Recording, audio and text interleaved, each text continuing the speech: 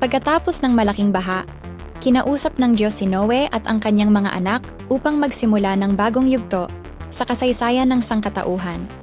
Sa Genesis 9, binigyan sila ng Diyos ng utos na magparami at punuin muli ang mundo. Pinayagan ng Diyos na kainin ng tao ang mga hayop. Ngunit mahigpit na ipinagbawal ang pagkain ng dugo bilang paggalang sa buhay na nilikha ng Diyos. Ipinahayag din ng Diyos na ang sinumang pumatay ng tao ay pananagutan ang buhay nito, sapagkat ang tao ay nilikha ayon sa kanyang wangis at larawan. Pinagtibay ng Diyos ang isang tipan na hindi na muling lilipulin ng baha ang buong lupa. Bilang tanda ng tipang ito, ipinakita ng Diyos ang bahaghari sa ulap bilang paalala ng kanyang pangako. Sa tuwing lilitaw ang bahaghari, ito ay paalala ng pangakong hindi na muling lilipulin ng Diyos ang sangkatauhan sa pamamagitan ng baha.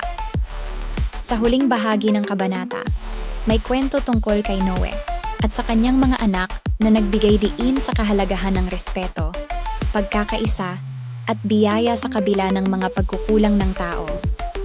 Ang Genesis 9 ay isang makapangyarihang paalala ng pag-asa, bagong simula, at katapatan ng Diyos sa kanyang mga pangako sa sangkatauhan.